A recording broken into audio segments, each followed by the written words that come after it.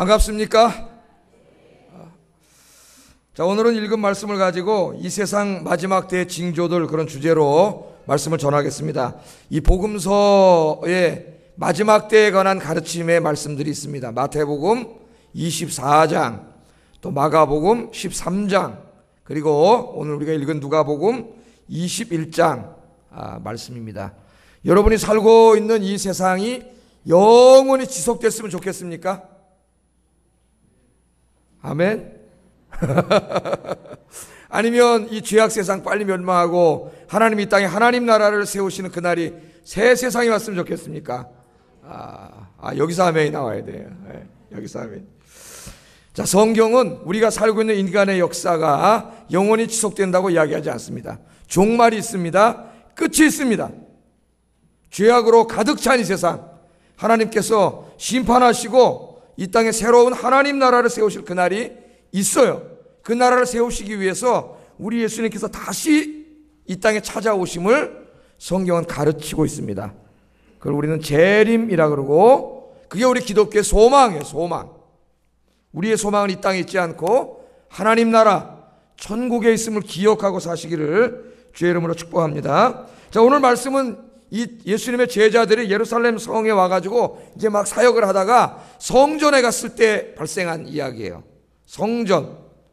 자, 이 성전을 졌는데 그 성전이 얼마나 화려하고 웅장했는지 그 성전을 보고 우와 감탄을 해버렸어요. 여러분, 우리 교회 건물 보고 감탄한 적 있습니까? 감탄을 해버렸습니다. 5절 한번 읽어보겠어요. 5절 시작. 네, 여기 어떤 사람이 그랬는데 마가복음 13장에 보면 한 제자가 그렇게 이야기합니다. 예수님의 제자가 그런 거예요. 제자들이 성전을 보고 우와, 뭘로 졌다고요? 아름다운 돌과 헌물, 사람들이 바친 그 헌금을 가지고 이제 이 성전을 졌다, 그렇게 얘기합니다. 이 예수님 당시에 이 예루살렘 성전은 누가 지었습니까? 누가 지은 성전이에요? 예? 헤롯. 예, 헤롯이 지었죠. 아침에도 성가대에서 맞췄는데 성가대 역시 똑똑한 거예요. 예. 헤롯이 지은 성전이에요. 어떤 분은 솔로몬이 지은 성전이라고 생각하는 분이 있는데, 솔로몬이 지은 성전은 BC 587년에 바벨론이 쳐들어왔을 때 다 불타버렸잖아요. 그죠? 없어졌고, 그 다음에 이제 에스라서를 읽다 보면은 두 번째 성전이 지어져요. 스룹바벨과 예수아가 돌아와가지고 스룹바벨 성전을 짓죠.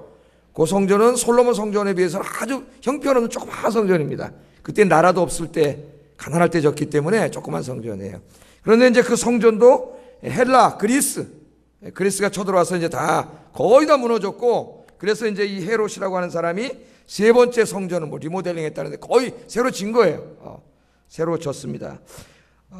BC 18년에 이 성전 건축을 시작을 해가지고 짓다가 이 헤롯은 죽었습니다. BC 4년에. 근데 뭐 자기 살았을 때 중요한 부분은 다 이미 졌고, 나머지 지어지지 않은 부분을 계속 졌는데 무려 AD 63년까지 졌어요. 그래서 이 성전이 총 완성된 게 81년 동안 진 건물입니다. 81년 동안. 그리고 완성된 다음에 7년 만에 다 무너졌어요. 로마 군대가 쳐들어와가지고 7년 만에 무너졌습니다. 그럼 예수님께서 지금 사역할 당시에는 이 성전이 지은 지 46년째. 어디 나와요? 요한복음 2장에 나오잖아요. 요한복음 2장에. 내가 이 성전을 헐라 다시 지으리라 그랬더니, 야, 네가 46년 된 성전을 네가 헐고 3일 만에 줘? 기억나세요? 안 나세요? 성경 좀 많이 읽으시기를 주의 이름으로 축복합니다. 이 겨울에 뭐 하세요? 하나님 말씀 많이 읽으세요. 성경에 능통한 자가 돼야죠. 예수 믿은 신앙의 연조가 들어갈수록 하나님 말씀에 더 능통한 자가 돼야죠. 10년 전이나 5년 전이나 성경 지식이 맨날 똑같으면 어떻게 하겠어요? 히브리서에 보면 혼납니다. 하나님 앞에. 니네가 마땅히 하나님 말씀의 초보를 벗어나서 말씀을 가르치는 선생이 되어 있어야 하겠거늘, 예수 믿은 지가 몇 년 됐는데 아직까지 초보에 머물렀느냐? 하나님 책망하시죠. 책망하세요. 성경을 많이 읽고 공부를 해야 돼요. 자, 이 헤롯이 유대인들에게 환심을 사기 위해서 이제 성전을 졌습니다. 이 헤롯은 유대인이 아닙니다. 이두메 사람이에요. 이두메라고 하는 것은 구약으로 말하면 에돔 사람. 예. 그래서 이 사람이 로마에게 잘 보여가지고, 시저 편에 붙었다, 이 옥타비아누스 편에 붙었다 이러면서 정권을 얻어가지고 이 왕이 된다면은 갈릴리 지역에 이제 분봉왕이 된다면은 갈릴리만이 아니죠. 유대 땅 전체 다 된다면은 이 건축을 굉장히 많이 합니다. 역사책에 보면. 백성들을 위해서 무슨 원형 경기장도 지어주고 막 이제 환심을 사기 위해서 지어주는데 그 중에서도 압권인 건물이 유대인들을 다스리려다 보니까 자기는 유대인이 아니잖아요. 유대인은 아주 독특한 민족이에요. 그래서 그들의 환심을 살려면 성전을 져야 되겠다 그래가지고 큰 성전을 이 하나님 안 믿는 사람들이 이렇게 성전을 짓는데 좀 여러분들 하나님이 교회에 관심 갖기 바랍니다. 성전 아멘도 안 해요. 설교하기가 싫어지네. 아멘 하나님. 이 성전을 짓는데요 무려 18,000명을 고용했다래요. 18,000명. 어마어마하지 않습니까? 18,000명을 이 건축에 투입을 했는데 이 규모가 솔로몬 성전의 무려 2배나 됩니다. 그러니까 성전 중에서 가장 크고 화려하고 웅장한 성전이 솔로몬 성전이 아니라 헤롯 성전이에요. 헤롯 성전. 가장 큰 성전이에요. 역사가들에 따르면 헤롯이 지은 예루살렘 성전은 고대 세계의 건축물들 중에서 가장 놀라운 건축물들 중에 하나였다. 그렇게 얘기해요. 예를 들면 예수님 당시에 유대 역사가였던 요세푸스. 시간 있으신 분은 요세푸스 역사책을 읽어보라 그랬죠. 4권으로 번역되어 있어요. 자, 이 요세푸스에 따르면 헤롯은 성전을 값비싼 흰 대리석으로 지었다 그래요. 전체는 아니고 그 앞쪽을 다 흰 대리석으로 졌는데 성전 대문과 그 성전의 여러 가지 문들을 금과 은으로 도금을 했다릅니다. 그러니까 아까 누가가 여기 아름다운 돌과 헌물이라는 말은 그 말이에요. 금과 은으로 전부 도금을 했다래. 그 당시 역사가가 하는 말입니다. 그래가지고 유대 전쟁사라고 하는 책 이제 4권으로 되어 있는데 요세푸스가 2권이 유대 전쟁사예요. 제가 지금 요새 다시 읽고 있습니다. 유대 전쟁사 읽고 있는데 이 유대 전쟁사라는 책을 보면 예루살렘 성전의 흰 대리석, 하얀색 대리석 비싸잖아요. 그게 아침에 해가 쫙 떠오르지 않습니까? 그러면 태양이 쫙 비치면은 그게 눈같이, 그래서 산에 그 눈이 쫙 쌓이면은 그 하얀 산이 보이잖아요. 그러니까 눈 덮인 산처럼 보였대요. 그 성전이. 요세푸스가 그 보고 쓴 거예요. 역사책에 요세프라는 사람이. 하얀 눈 덮인 산같이. 그 문은 다 금으로 은으로 도금되어 있고. 그러니까 여러분 얼마나 화려했겠어요. 그 성전이. 이 또 로마 역사가인 탁티우스라고 하는 사람이 있는데 이 사람이 이 당시 이 헤롯 성전을 보고 쓴 글은 헤롯이 지은 성전은 지나칠 정도로 화려했다고 기록하고 있습니다. 역사책에 다 나오는 이야기예요. 성경의 이야기만이 아니라 일반 역사가들의 역사책에 나오는 이야기입니다. 지나칠 정도로 화려했다는 거예요. 그러니까 여러분 생각해 보세요. 제자들은 어디 출신이에요? 갈릴리, 저 어촌, 촌 사람들이에요. 촌 사람들. 갈릴리에서 고기 잡아먹고 살던 사람들이 성전에 올라와가지고 이 어마어마한 지금 이 성전 건물을 봤단 말이에요. 자기네 동네에 있어봤자 회당 건물 뭐 조그만 거 하나 있었을 텐데 어마어마한 건물을 보니까 우와! 그랬단 말이에요. 와. 예수님 앞에 와서 와, 이 건물 대단합니다. 하나님의 성전 대단합니다. 그런 거예요.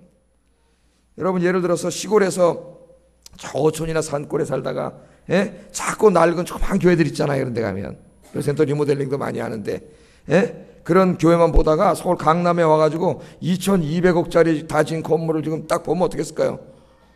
우와 그렇겠죠. 요 밑에 우리 교회 지금 성결교회도 지금 어마어마하게 다 졌어요. 지금 요 밑에 있는데 막 밑에서 보니까 막 어마어마하게 자랐습니다. 그만 봐도 와, 이 동네에서 그러는데 저는 서울에서만 51년 살았는데도 강남에 있는 임마누엘 교회인가 그 교회 건물을 보고 깜짝 놀랐어요. 우와 그랬습니다. 제가 와, 거기 돌과 목재와 이걸 뭐 다 어디 공수해왔대 외국에서. 하여튼 그렇게 졌어요. 그런데 성전의 그 화려한 건물을 보고 우와 하고 감탄하고 있으니까 예수님께서 뭐라 그러셨겠어요? 야 정말 대단하다, 우리도 하나 짓자 그랬을까요? 6절 한번 읽어보겠습니다. 6절 시작.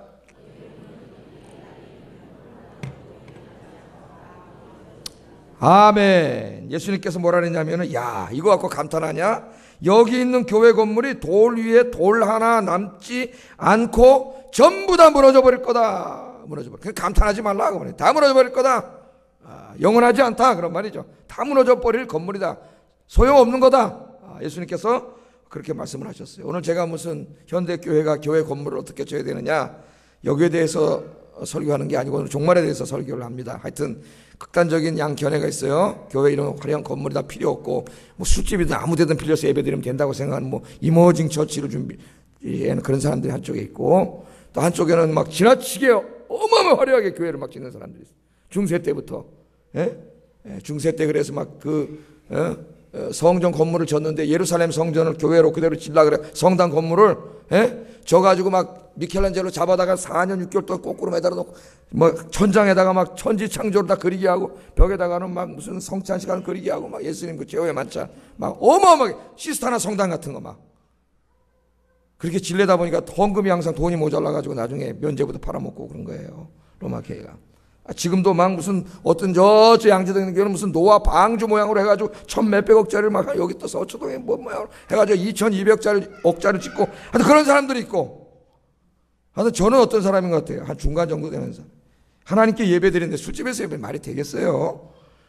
깨끗하고 아름다운 건물을 지어야 된다고 생각합니다. 그러나 지나치게 화려하게 그거는 아무 의미 없는 짓이 아닌가. 깨끗하고 아름답고 그런 하나님의 교회가 있어야 된다고 저는 생각하는 사람들이에요. 자, 하여튼 이렇게 어마어마한 건물 앞에 와서 그런 예수님이 다 무너진다.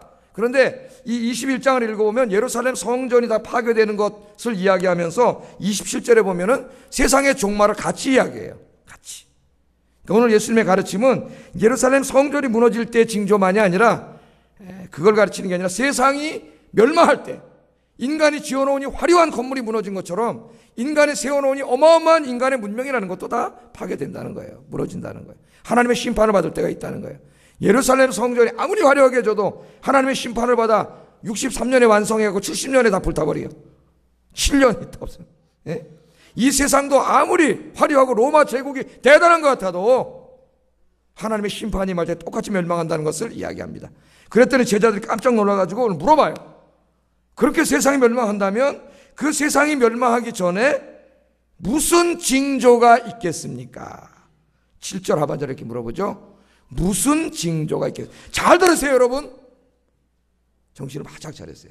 딴 데를 보지 마시고 설교할 땐 저를 보세요. 저를 딱 쳐다보세요. 딴 데 보는 사람은 다 딴짓 하는 사람이에요. 저를 딱 쳐다보시고 다른 데 보지 마세요. 고개도 숙이지 말고. 자, 무슨 징조가 있으리까? 무슨 징조가 있으리까? 그랬더니 예수님께서 마지막 때의 징조를 가르쳐 주십니다. 오늘 4가지 징조가 나와요. 이 시대를 분별할 줄 알아야 됩니다. 시대를 분별하는 영적인 해안이 있어야 돼요. 안 그러면 허송세월에 이 중요한 때. 4가지예요.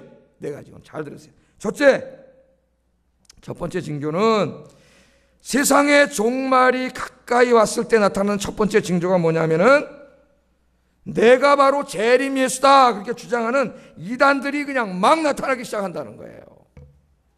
요즘 우리나라가 그렇지 않습니까? 8절 한번 읽어보겠습니다. 8절 시작.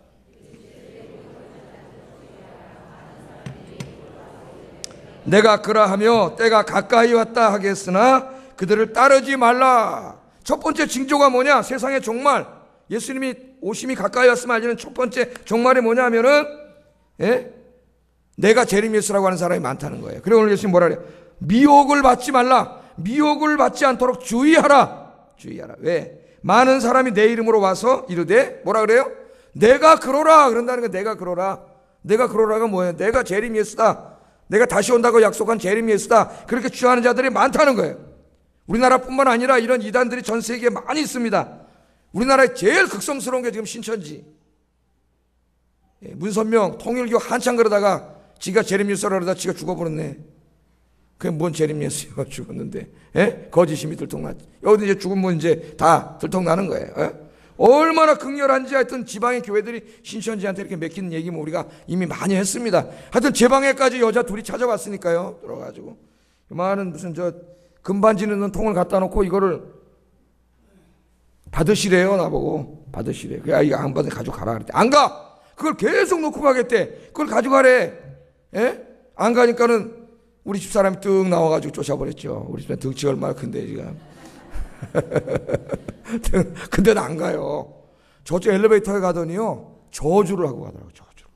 그렇게 극성을 하는 걸 보고 야 부끄러웠습니다. 우리가 정말 주님을 저렇게 증거하고 있는 거. 이단도 저렇게 열심히 하는데 정말 생명의 주님을 우리가 이렇게 열심히 전도하는가. 담임 목사까지 찾아와가지고 전도하겠다고 이단이 왔는데 예? 내 옆집에 사는 사람, 같이 사는 사람도 전도 안 하는 말이 돼요? 우리가 좀 본받아야 돼, 열심을. 자, 여러분, 하여튼 뭐 이단이 너무 많은데 다른 거 다 생각할 거 없어요. 내가 제리미우스다, 내가 그러라고 말하는 모든 사람은 말할 것도 없다. 뭐예요? 몇 단이에요? 3단이 아니고 2단이에요. 2단. 다 2단이에요. 다 2단. 왜냐하면 성경이 뭐라고 가르쳐요? 예수님께서 다시 재림하시면 이 세상은 끝입니다. 끝. 종말이에요. 역사가 계속되지 않아요. 이 세상은 종말이에요. 예수님께서 다시 재림하시면 죄악 세상은 다 심판받아요. 없어지고 이 땅에 하나님 나라 천국을 세워요. 예수님께서. 그래서 여러분 다 구원받아서 천국에 들어가 있어요. 그러니까 이 세상이 지속되고 있다는 그것은 예수님이 재림하지 않았다는 가장 분명한 증거예요. 성경 조금만 알아도 안 넘어가는데 왜 이렇게 많은 기독교인들이 거기 속아서 넘어가는지 모르겠습니다. 또한 예수님께서 재림하실 때는 어떻게 오신다 그랬어요? 천사장의 호령과 나팔 소리로 구름 타고 오신다 그랬잖아요. 뭐 예수님이 손오공도 아니고 진짜 구름 타고 오시겠어요? 무슨 말이에요 그거는? 온 땅의 모든 사람들이 다 볼 수 있고 알 수 있게 오신다는 거예요. 2000년 전에는 아무도 모르게 오셨지만 재림하실 때는 모르는 사람이 한 사람도 없어요. 어느 날 갑자기 모든 세계 사람이 주님 오시는 걸 다 보고 예수 믿는 사람은 할렐루야 하는데 안 믿는 사람은 아이코 다 지옥 가는 거예요. 심판받고. 예? 여러분. 그러니까 내가 아직 예수님이 재림하신지를 모르고 있다는 것은 예수님이 재림하지 않았다는 분명한 증거예요. 이 간단한 성경 지식만 알고 있어도 절대 이단에 넘어가자. 뭐 이단 다 할 필요도 없어요. 여러분, 내가 재림 예수라고 하거나 예수님이 이미 재림하셨다고 하는 모든 이야기는 전부 이단이니까 상종도 하지 마시기를 주의 이름으로 축복합니다. 오늘 우리 사회에 지금 가장 대두되고 있는 대표적인 종말론이 있어요. 지금 또 미국에서부터 들어와가지고 책도 막 번역돼요. 레프트 비하인드인가? 1,2권 이래가지고 왜 파는지 모르겠어. 나 생명 말씀에서 이런 책들을 막 팔고 그 좀 세대주의 종말에 입각한 옛날에 휴거 같은 책 있죠. 휴거 비디오로도 나오고 책도 나오고 막 그랬지 않습니까? 제가 다닐 때 그 고등학교 다닐 때 그 교회 목사님이 휴거 비디오로 교인들 앞에 다 보여줬는데 내가 지금 생각하면 정말 정신이 나간 분이 아닌가 이런 생각이 들어요. 이 종말로 자기 자신도 잘 몰라가지고 그런 비슷한 류인데 요즘 최근에 이제 그 베리칩이라고 많이 들어보셨을 거예요. 베리칩이라고 이제 그 사람 몸 안에 넣어가지고 이제 사람 신분하게 하는 이것이 지금 우리 사회 전반으로 미국에서는 지금 자꾸 퍼져나가고 있습니다. 베리칩. 그런데 성경에 나오는 그 사탄의 표, 짐승의 표 666이 나오죠. 666. 그 666이 바로 베리칩이라는 거예요. 베리칩. 그래서 베리칩이 바로 이 짐승의 표라는 거예요. 베리칩이 뭐냐면은 베리피케이션 칩. 그러니까 베리피케이션은 뭐예요? 확인한다는 말. 확인한다는. 좀 이해를 돕기 위해서 하면 Could you verify my address in your computer? 그럼 뭐예요? 네 컴퓨터 안에 내 주소가 있는지 verify 확인해달라 그 말. 확인해달라. 그러니까 이 확인한다는 말이에요. 확인한다는 말. 그러니까 verification 칩은 신분을 확인하기 위해서 몸속에 집어넣는 칩이라고 보면 되겠습니다. 사진 한번 보여드릴게요. 인터넷에 돌아다니는 저 손바닥 위에 올려놓은 건데 조그만 칩이에요. 칩. 자, 이 베리칩은 인천 무선 식별장치를 생산하는 미국 회사에서 만든 상품명입니다. 이거 만들었어요. 그래서 이 미국의 베리칩사는 1999년에 GPS 위성으로 위치 추적이 가능한 칩의 특허를 받아가지고 이미 여러분 GPS 타키를 가르쳐 주잖아요. 야생동물들의 위치 추적을 하는데 사용했습니다. 맨 처음에. 그러니까 동물들 연구하는 사람들이 돌고래 잡아다가 이렇게 몸에다가 이 칩을 딱 집어넣어주면 얘가 저 태평양 갔다가 다시 어떻게 해요? 고향으로 돌아오면 되지 않습니까? 요새 우리나라 연어를 탁 풀어가지고 강원도에서 연어 새끼들을 탁 해서 해놨더니 개들이 어떻게 해요? 바다에 갔다가 연어는 기소 본능이 있어서 지금 다시 강원도로 돌아와가지고 어마어마하게 돌아온대요. 그리고 연어 잡아갖고 지금 연어 구이 해먹고 난리 났어요. 그 칩을 딱 집어넣으면 그 동물들의 위치 추적을 할 수 있지 않습니까? 거기다가 이제 맨 처음에 사용했는데 이후에 2004년도에 FDA라고 하는 미국 식품의약국이죠. 여기서 승인을 해가지고 다양한 목적으로 이제 우리 삶 속에 응용되고 있어요. 이게 처음에는 유기견 방지 목적을 가지고 애완동물들에게만 개 잊어먹잖아요. 자꾸 또 집어넣으면 금방 찾겠죠. 어디든지 아니까. 실시됐는데 지금은 환자들 개인의 진료 기록을 저장하는 수준까지 지금 몸 안에 집어넣어가지고 그렇게 발전이 되고 있습니다. 또 시간이 지나면서 활용 범위가 점점 넓어져서 2009년에는 미국 오하이오 신시내티에 위치한 회사 시티워처라고 하는 회사가 처음으로 보안이 필요한 부서 직원들에게 몸에다 삽입을 했어요. 여기서부터 이제 문제가 됩니다. 인간의 몸에다가 삽입을 하기 시작했고, 그 다음에 월마트라든가 금융기업이라든가 보안회사의 직원들의 몸에 삽입하기 시작했습니다. 과연 이것을 몸에 삽입해도 되는가? 성경은 뭐라고 얘기하는가? 이제 이게 신앙적으로 미국 사회에 이제 문제가 되기 시작해요. 멕시코 2004년에 이미 사용했고, 우리 한국 어떻게 됐을까요? 한국에서 삼성 유명한 회사 아닙니까? 세계 굴지의 기업이고, 삼성이 우리나라 기업인 줄은 모르는 사람이 많아요, 미국에. 삼성이 대한민국보다 더 브랜드 가치가 높습니다. 더 유명해요. 대단한 거예요. 지금 전 세계 안방에 삼성 모니터가 걸려있고, 우리나라 중국 관광객도 오는 사람 보면 다 삼성 핸드폰을 가지고 있어요. 삼성 핸드폰 한번 가져보는 게 꿈이래. 이 참 대단한 거예요. 이 삼성이 바이오 칩에 대한 특허를 이미 받아두었습니다. 그래서 내년 1월 1일부터는 동물보호법에 의해 애완동물들에게 의무적으로 삽입하게 되어 있습니다. 우리나라 애완동물도 자꾸 유기견 많이 나오잖아요. 이제 집어넣으면은 의무적으로 찾을 수 있다는 거예요. 이외에도 네덜란드, 스코틀랜드 등 유럽 국가의 기업에서 우스고개 관리를 위해서도 베리칩을 사용하고 있고, 앞으로 금융계통이나 모든 이제 이 결제라든가 모든 부분에 전자카드를 대신할 것으로 나타날 겁니다. 그러니까 여러분 요새 여권도 다 뭐로 바뀌었어요? 전자여권으로 바뀌었죠. 종이여권에서. 전자여권 딱 집어넣으면 여러분 안에 사진부터 다 튀어나오잖아요. 컴퓨터 안으로. 전자여권이 아까 그 칩으로 바뀌었다고 보면 돼요. 이제 몸 안에 그게 들어갈 거예요. 자, 이걸 몸 안에 넣어도 돼야 되느냐? 이 베리칩의 실효성에 대해서는 의료계, 금융계, 시민들 간에 논란이 되고 있습니다. 논쟁이 되고 있다는 거예요. 좀 바람직한 논쟁이라고 생각합니다. 그런데 조심해야 할 이제 우리 신학적인 면에서 조심해야 될 이단이 여기서 나와요. 자, 이걸 몸에 넣어야 되느냐? 지금 이 잘못된 종말론자들, 미국의 일부의 신학자들이나 이 목사들이 베르칩을 요한계시록에 나오는 짐승의 표 666이라고 이해를 하고 있습니다. 그러니까 이게 사탄의 표인 거예요. 계시록에 666의 표를 받으면 어디가 지옥 가게 돼 있어요. 그러니까 베르칩을 몸에 집어넣으면은 지옥 간다는 거예요. 지옥. 그게 짐승의 표이기 때문에 옛날에는 그 컴퓨터 바코드라 그러더니 지금 베리칩이라 그래요. 자, 여러분 어떻게 생각하세요? 이 베리칩 앞으로 우리나라도 그렇게 될지 모릅니다. 앞으로 금융 결제나 뭐 다 이런 게 여기다 어디다 하나 집어넣어 가지고 그걸로 딱딱 할지 몰라요. 여러분 어떻게 생각하세요? 여러분은 지옥 갈 것 같습니까? 한마디로 말하면은 전혀 성경적 근거가 없는 거짓말입니다. 거짓말.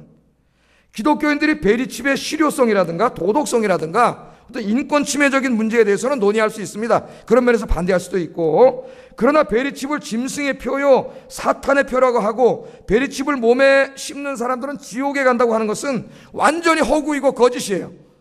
지금 이제 곧 우리에게 올 거예요. 지금 미국의 월마트에 여러분 취직을 했다고 생각해 보세요. 미국에 가서 거기 가면 집어넣어야 되는데, 그럼 기독교인들이 이쪽에서 지옥 간다는데 어떡하겠어요? 취직 못하겠죠. 취직돼도 그게 사실이라면. 그렇지 않겠습니까? 앞으로 우리나라에도 심각하고요. 지금 이 문서들이라든가 뭐 CD라든가 막 만들어가지고 막 교회에다 뿌리고 지금 난리 났어요. 이단 종말론들이. 여러분 속으면 안 됩니다. 여러분 구원은, 잘 들으세요. 구원은 전적으로 누구와 관계 있어요? 예수 그리스도와 관계 있는 거예요. 여러분이 정말로 죄를 회개하고 예수 믿으면 여러분은 이미 구원 받았는 줄로 믿습니다. 구원이 무슨 다른 문제하고 관계 있어요? 우리를 구원하시기 위해서 하나님께서 외아들 예수님을 보내주셨는데 예수 믿으면 구원받는 거예요. 베리칩을 몸에다가 심든 몸에다가 무슨 문신을 하든 그게 구원하고 무슨 상관이 있냐고. 그런데 왜 기독교인들이 여기 혼란을 느끼죠? 이거 참 한심한일이에요. 여러분, 우리 가장 기본적인 진리를 왜 모르세요? 왜 흔들리세요? 여러분, 예수 믿으면 구원 받는 거예요. 우리의 구원은 예수님과만 관계 있는 거지 다른 다른 것과 관계 없습니다. 베리칩 집어넣으면 뭐 베리칩 집어넣는 거지 뭐. 물론 그것이 인권적으로 어떻게 되느냐, 인권 침해 요소도 있을 수 있잖아요. 위치 추적하니까. 그런 면에서 반대하지 말라는 얘기에 반대할 수 있지만 이게 무슨 짐승의 표가 아니라는 거예요. 구원받고 못 받고는 전적으로 예수님의 보혈의 능력이 있는 것이지. 할렐루야. 여러분은 다 이미 예수 믿고 구원 받은 분들인 줄로 믿습니다. 이 사람들이 또 주장하는 대표적인 게 7년 대환란이에요. 이제 마지막 때가 됐기 때문에 7년 대환란이 온다는 거예요. 여러분 모든 문서를 읽거나 책을 읽을 때 7년 대환란이라는 말이 나오면 무조건이다, 무조건. 읽지도 마세요. 아셨죠? 7년 대환란 이런 얘기를 하고 또 공중휴거 얘기를 해요. 공중휴거 해갖고 공중에서 7년 어린 양 잔치를 한다. 이런 문구가 계속 나옵니다. 이런 사람들의 책에는. 공중휴거 해가지고 공중에서 어린 양 잔치 7년 한다. 무조건 다이다. 그래서 여러분 휴거라는 책에 보면 옛날에 어떻게 해요? 같이 가족이 밥 먹고 있는데 엄마는 믿음이 좋고 나머지 아버지하고 애들은 믿음이 안 좋아. 갑자기 밥 먹다 엄마가 휴거 올라가 버렸어요. 엄마는 공중에서 7년 동안 혼인잔치 열고 아버지하고 애들은 여기서 7년 동안 대환란 받아. 그게 말이 돼요? 하나님이 무슨 가정파괴범입니까? 그런 일은 말도 안 되는 거예요. 말도 안 되는 일. 종말론에서 내가 요한계시록을 여러 번 가르치고 성경 공부로도 가르치고 우리 교인들은 잘 알고 있을 거예요. 좀 이따 또 한번 가르쳐야 되겠어요. 이 많은 분들이 아직 이 주일날만 오는 분들은 참 큰일이에요. 지금 이 교육도 안 되고 공부도 안 되고 지금 하여튼 여러분 열심히 신앙생활 하셔야 돼요.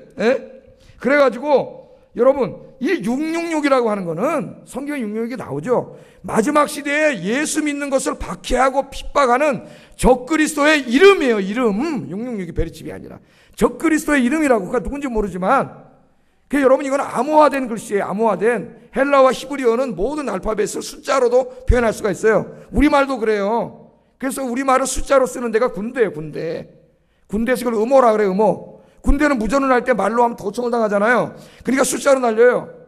좌표 날아간다, 좌표가 아니라 날아간다 그러면서 공둘레 세 자리씩 묶인 둘삼넷 둘하나둘 둘둘 넣으면 군대 갔다 온 사람 남자는 다 알아요. 제가 음호 해독병도 해봤기 때문에 그런 거 숫자를 다 적어가지고 음호 해독판이 있어요. 갖다 놓고 딱 적으면 전쟁 발발 이렇게 나오는 거예요.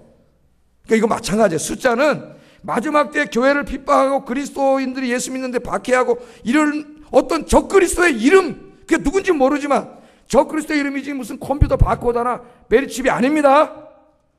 오늘 계시록 저한테 다 공부 안 했어도 이 정도는 우리가 이제 알고 있어야 돼요. 이 사람들이 또 하는 얘기하면 꿈 얘기를 많이 해요. 꿈 얘기. 그래갖고 이제 5살 먹은 어떤 또 꼭 이스라엘 애가 꿈을 꿨대고 거기서 거에 또 실려간 것 같으니까 5살 먹은 애가 꿈을 꿨는데 엄마 우리가 이렇게 회개하지 않으면 전쟁이 일어나서 우리 다 세상에 멸망이 와요. 주님이 그렇게 말씀하셨어요. 이런 간증 얘기들을 싣고 또 미국의 어떤 몇몇 목사님들의 그 종말이 다가왔다고 하는 이런 간증 얘기들을 꿈 얘기를 실어요. 꿈. 여러분 꿈에 계시받았다는 사람 조심하세요. 여러분 꿈에. 하나님은 꿈을 통해서 계시하지 않습니다. 꿈은 우리 심리의 상태를 표출하는 것인데 그걸 통해서 하나님 많은 교훈을 주기도 하는 것 같아요. 저 자신도. 그러나 꿈은 하나님 계시했다는 아니에요. 계시는 이미 성경 66권으로 다 끝났습니다. 여러분 종말에 무슨 일이 일어나는지는 오늘 다 가르쳐 주셨잖아요. 제가 이제 가르쳐 드릴 텐데 성경에 다 말씀하셨어요. 그러니까 성경에 없는 얘기를 어떤 사람들의 꿈속에 찾아오셔갖고 예수님이 절대로 말씀하지 않습니다.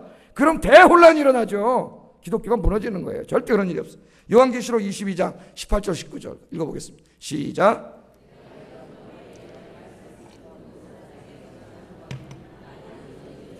더하면 하나님이 두루마리에 기록된 재앙들을 그에게 더하실 것이요 만일 누구든지 이 두루마리의 예언의 말씀에서 제하여 버리면 하나님이 두루마리에 기록된 생명나무와 및 거룩한 성의 참여함을 제하여 버리시리라. 누구든지 성경 66권 말씀에다가 한 자, 한 점, 한 획도 더하거나 빼면 하나님의 재앙이 있다 그랬어요.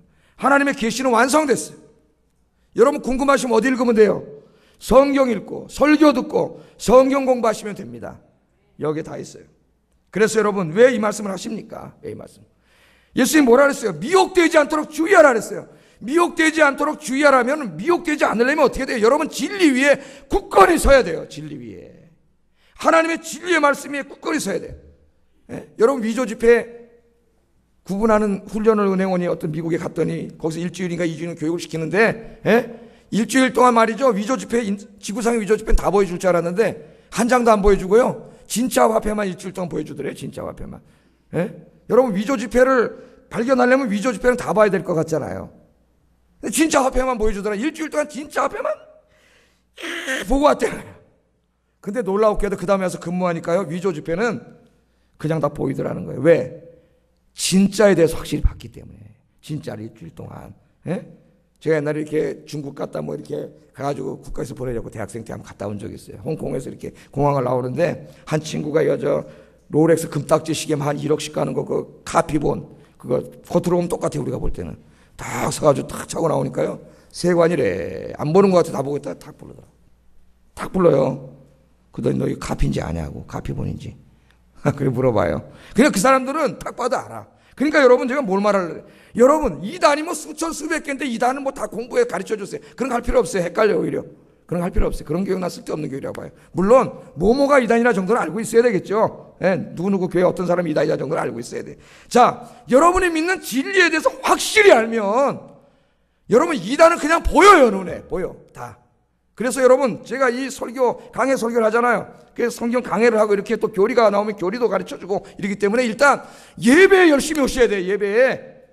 특별히 우리 젊은 아빠 엄마들 정신 차려 신앙생활 해야 돼요. 수요 예배, 금요 예배, 우리 예배가 있어요.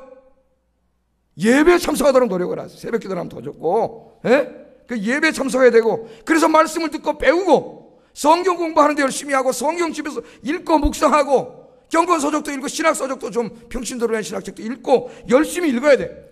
그래서 여러분, 진리 위에 굳건히 서는 여러분 되기를 주의 이름으로 축복합니다. 특별히 우리 저 남자들이 직장 뭐 수요 예배 회사가 안 끝나면 좋아요. 금요일 날은 끝나잖아. 7시, 9시 하는데. 금요일 날 어디 있어요 도대체? 내가 다른 교회 금요기도 하는 거 보니까 영상에 나오는 거, 그 넥타이 메고 젊은 아빠들이 앞에 쫙 앉아 있더라고. 내가 너무 부럽더라고. 얼마나 복됩니까 가정이. 그 여러분, 금요일 날 9시 집에서 뭐 하세요 도대체? 여러분 직분을 다 갖고 있는 분들이 안 나오세요. 나와서 기도하세요. 기도하고 말씀도 배우고, 신앙생활 열심히 해야 돼요. 왜 예수님이 말씀하셨어요? 정신 차리라는 거예요. 지금 우리가 그런 현상들을 보잖아요. 주님 오실 날이 가까이 왔다는 거예요. 정신 차려 신앙생활 하라는 거예요. 여러분, 여러분 자신뿐만 아니라 여러분 가정, 자녀들 전부 신앙생활 제대로 하고 있습니까? 피눈물 나게 기도해야 돼요. 이 문제로 엉뚱한 거 신경 쓰지 말고 여러분 온 가족이 주님을 잘 섬기는 일에, 예배하고 기도하고 말씀 읽는 일에 더 많은 관심 갖는 여러분 되기를 주의 이름으로 축복합니다. 벌써 12시에 아직 3개 더 해야 되는데 오늘 계속 하는 거예요. 두 번째, 세상이 종말에 몰려왔음을 알려주는 두 번째 증거는 난리와 소요와 전쟁의 소식이 계속 들려온다는 거예요. 9절 10절 읽어보겠습니다. 시작.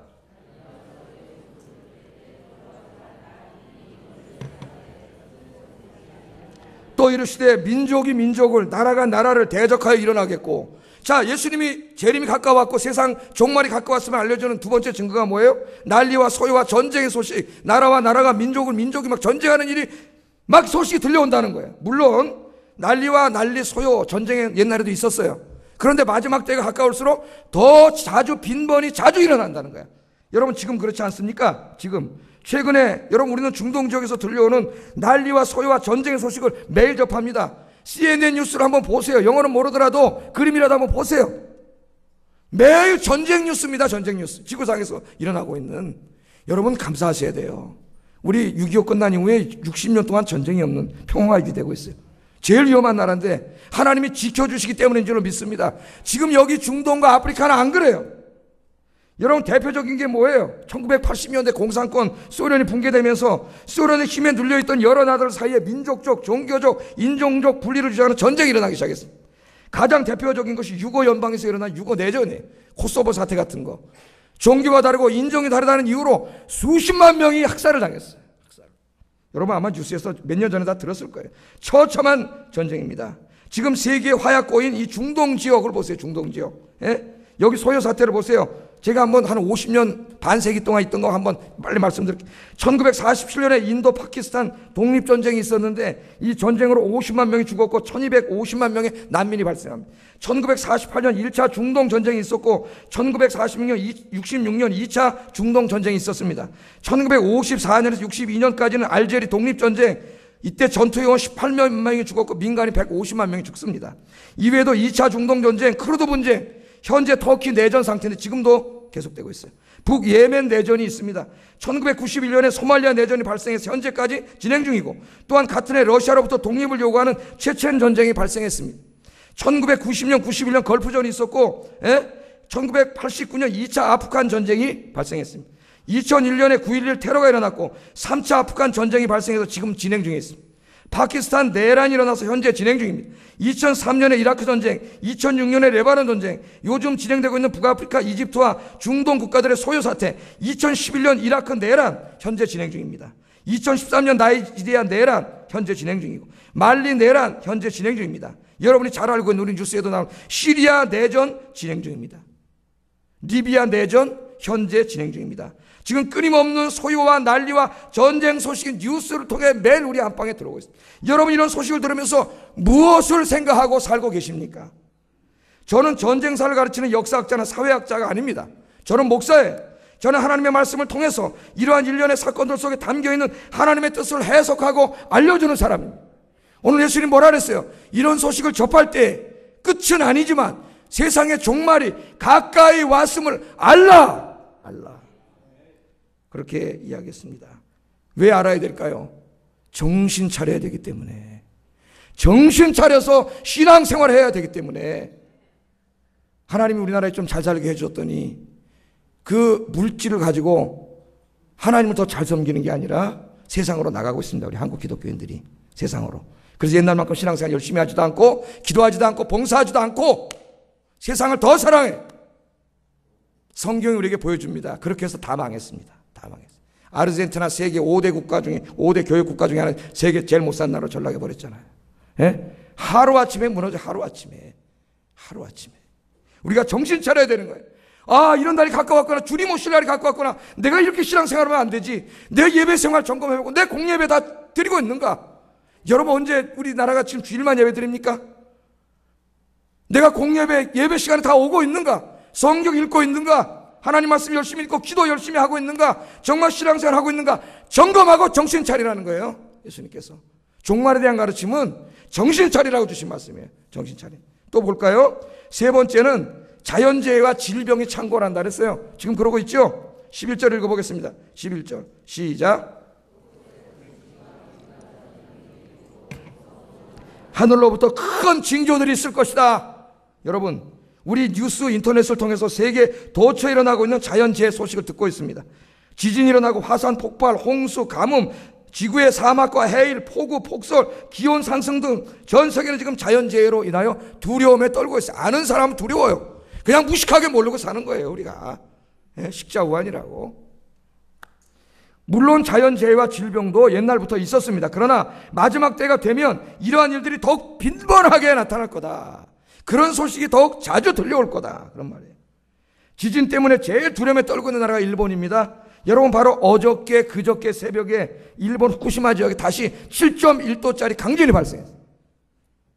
얼마 전에 지진과 해일이 일어나가지고 원전이 다 쓸려내려고 한 도시가 폐허됐잖아요. 하나님이 순간순간 보여주시는데도 정신 못 차립니다. 미국에 9.11 사태가 나가지고 쌍둥이 빌딩이 무너지니까 미국인들이 그 다음에 몇 주 동안은 다 교회 나와서 주일날 예배 드렸어요. 두려워가지고. 근데 지금 다 도로 떠났다 그래요. 정신 못 차리는 거야. 하나님이 보여주는데도 정신 못 차려요. 요한계시록 읽어보면 그렇잖아요. 무서운 하나님의 7대접 7나팔 심판이 막 있는데 그 하나님의 심판을 보면서도 하나님 앞에 돌아오지 않습니다. 얼마나 불쌍한 사람들이에요, 그 사람들이. 중국도 여러분 2008년도에 스촨성 지진 일어나가지고 수만 명이 죽었는데 올 2013년 올해 4월달에 또 일어났어요. 뿐만 아니라 우리 인도네시아 이렇게 전 세계에 여러분, 전 세계 지진과 해일로 고통당하고 있습니다. 우리나라도요, 후쿠시마 지금 지진 났을 때 같은 새벽에 2.9도짜리 지진이 인천에서 발생했다 그래요. 우리나라도 지질학자들에 의하면 이제는 지진에서 안전한 나라가 아니랍니다. 지진은 해일을 동반하고 지진과 해일은 인간의 생명과 재산을 송두리째 앗아갈 뿐만 아니라 인간이 수십 년, 수백 년 동안 일궈온 문명을 하루아침에 파괴시킵니다. 뿐만 아니죠. 또 무서운 전염병의 소식이 들려옵니다. 우리나라도 이미 조류독감, 사스, 구제역 등 전염병의 두려움을 경험했고 몇 년 전에 교회 들어올 때 어떻게 하고 들어왔어요? 손 씻고 들어왔어요. 손 씻고. 현대에는 에이즈, 각종 성인병, 암 등과 같은 무서운 질병이 인간의 생명을 위협하고 있습니다. 저는 지질학자도 아니고 병리학자도 아닙니다. 우리는 성경을 통해 시대를 읽을 줄 알아야 합니다. 자연재해 소식, 무서운 질병의 소식을 접할 때마다 우리는 이 세상의 종말이 가까웠고 주님이 재림하실 날이 가까웠다. 예수님께서 뭐라 그랬어요? 천기는 구분할 줄 알면서 시대를 구분할 줄 모르는 자들을 책망하셨습니다. 마태복음 16장 3절 같이 한번 읽어보겠습니다. 시작. 너희가 날씨는 분별할 줄 알면서 시대의 표적은 분별할 수 없느냐. 얼마나 있으면 답답하셨어요. 이렇게 시대의 표적들을 가르쳐 주셨는데 아예 아침에 구름 끼면 비 오겠구나 그거는 알면서 예수님이 이렇게 시대의 징조들을 보여주는데 왜 이것들을 보면서 세상의 끝이 얼마 남지 않고 주님이 오실 날이 가까웠으니 정신 차려 신앙생활해야 된다는 걸 왜 알지 못하느냐. 왜 알지 못하느냐. 그렇게 주님 말씀하셨어요. 네 번째 징조는 박해와 순교입니다. 박해와 순교. 물론 박해와 순교는 옛날에도 있었지만 마지막 때 갈수록 기독교가 더 그렇게 될 거라는 거예요. 기독교 2000년 역사는 박해와 순교의 역사입니다.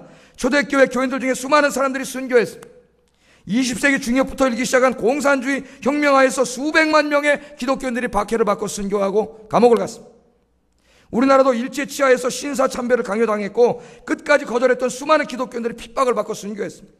또한 북한 공산주의자들에게 조만식 장로님을 비롯하여 수많은 기독교인들이 핍박을 받고 순교했고 지금도 핍박을 받고 순교하고 있습니다. 자동차 타고 몇 시간만 가면 저기에 안타깝게도 저쪽 땅으로 통일해야 된다고 하는 이 한심한 사람들이 이 땅에 많이 있다는 거예요. 많이. 그런 사람들이 국회에도 있다는 거예요. 국회에도. 나는 진보고 뭐고 다 좋습니다. 진보 나쁜 거 아니죠. 우리가 진보하고 개혁해야 되고 잘못된 건 고쳐야 되지만 김일성식 공산주의로 이 땅을 변혁시켜야 된다고 하는 이건 정말 이거는 있어서는 안 되래요. 정말 얼마나 한심한 생각이에요. 예?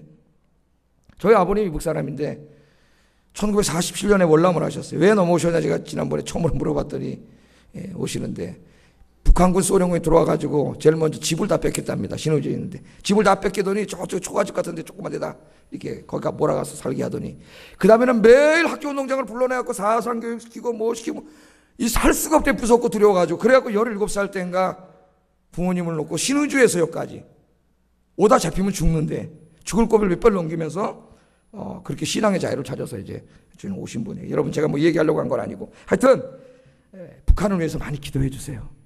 북한의 동포들을 반대하는 게 아니라 우리의 너무나 사랑하는 북한의 동포, 저는 형제입니다. 북한의 동포들을 인권을 유린하고 그들을 굶어 죽게 하고 괴롭히고 있는 극소수의 공산주의자들이 망해야 된다는 거예요. 공산주의자들이.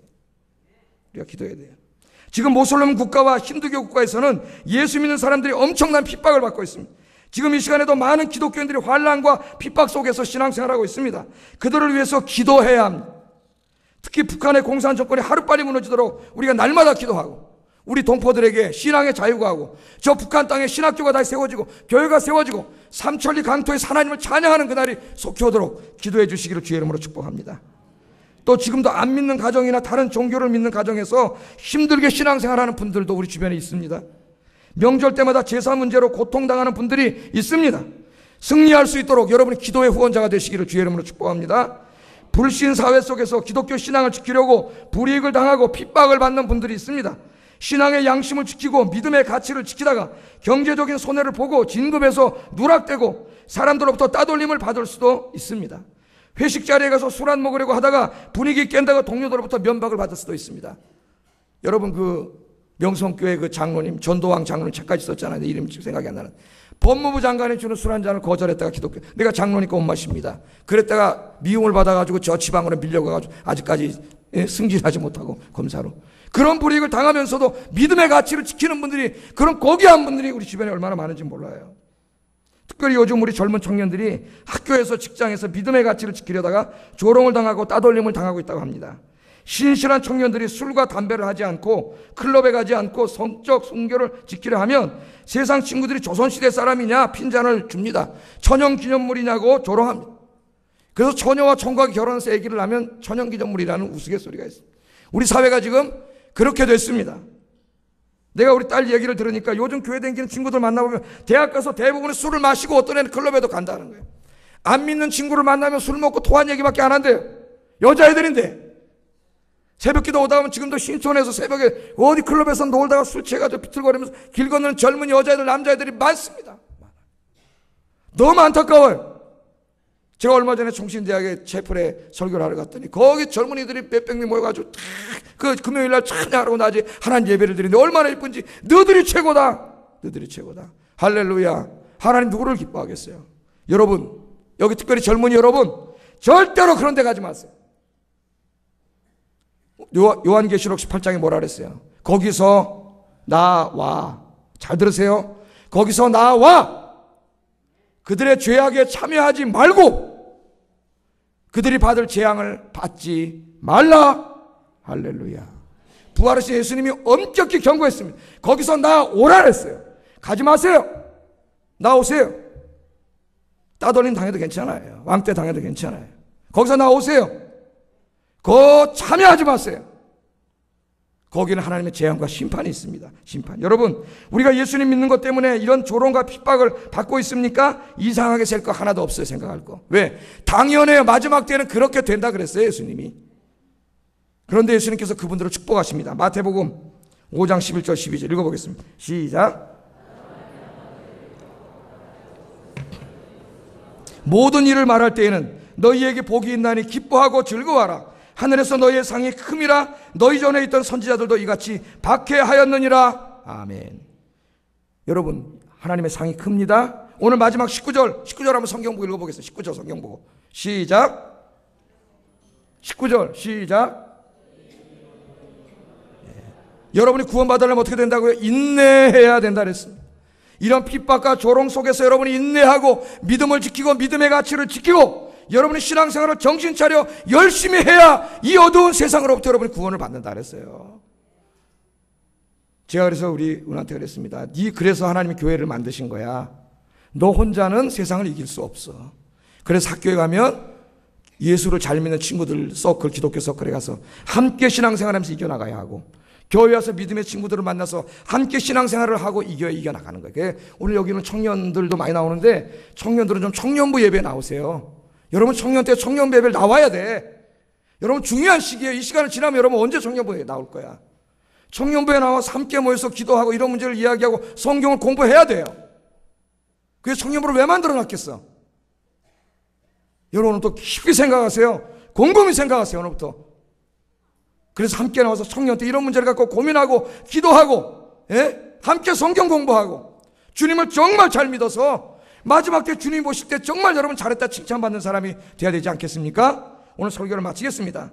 이런 시대의 징조들을 볼 때 우리는 먼저 이 시대의 징조들을 통하여 영적으로 주님의 오실 날이 가까웠음을 읽을 수 있는 영적인 지혜와 해안과 파워가 있어야 돼요. 기도하세요. 뉴스를 그냥 보지 마세요.